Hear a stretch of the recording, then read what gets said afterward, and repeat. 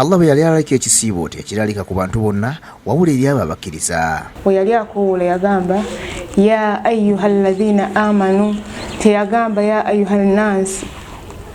Yabeeranga ayitaffe abakkiriza n'atukakasa nti tulalikiddwako okusiiba. Wabula okusiiba kuno tekusookedde ku ffe, atulaze nti kwalaalikibwa dde okuva ku baasooka. Ne bwe kityo gwe mwana Adamu ampuliriza, okusiiba kwava dda nga bwe kwalaalikibwa ku bali abaasooka. Kitegeeza nti Allah naffe akutulaaliseeko naye nga kyatwetaaga mu kiri kimu, la'allakum tattaqun, tusobole okubeera nga tufuna okumutya, tusobole okubeera nga tufuna okumutya okwannamaddala.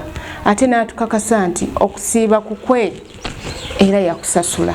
Sheikhat Fatuma Zubair Kayongo atujjukiza nti tetusaanidde kusuula muguluka mwezi guno olw'ebirungi ebigulimu entoko. Ebirungi bye twanyenyagidde mu kusiiba kuno era bye twandibadde nga twettanira nnyo mu kisiibo muno, aswadaka.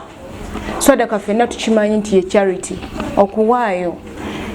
Tuyinza okuba tuwaayo emabega wali, naye Allah subhanahu wa ta'ala yatubeeranga atulalikako nnyo okubeera nga tuwaayo. Mbaka sallallahu alaihi wasallam atugamba afdalu sadaka as-sadaka fi Ramadan.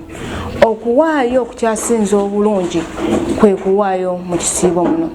Baddu ba Allah ne weeba ntende batulaga nti ne weeba ntende ng'ogigabiddeko munno, empeera yo ogenda sigala ogifuna, ate nga n'oli ogenda mufunako empeera nga tewali wakendeezeddwako. Okusaalako mu ttumbi nakyo kisobola okukyusa obulamu bw'omukkiriza singa yeekwata ku Allah okumuwanjagira. Qiyam layl nakyo kikulu, okubeera nga tusitukako, tuyimirire, twongeremu amaanyi bannange, tuyimirire okubeera nga tuwanjaga.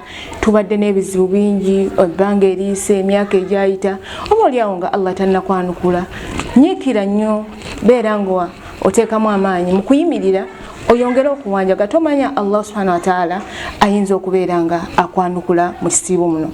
Allah subhanahu wa ta'ala yabeera nga atulaga okubeera nga tusituka mu kiro ekisembayo, fi thuluthul layli, ssaawa 9, tubeere nga tusituka, kubanga yatugamba baddu bange mbeerawo, ani ansaba mwanukule, ed'uuni fastajibu lakum, munsabe nja kubeera nga mbanukula. Nabwe kityo Allah wabeera nga ali wali akukoowoola mu dduwa, Allah oli mutulo, beera nga weewaayo weerekereza otulo, naddala mu mwezi guno ogwa Ramadan osobole okubeera nga wenyagira empeera eziri mu kisiibo kino.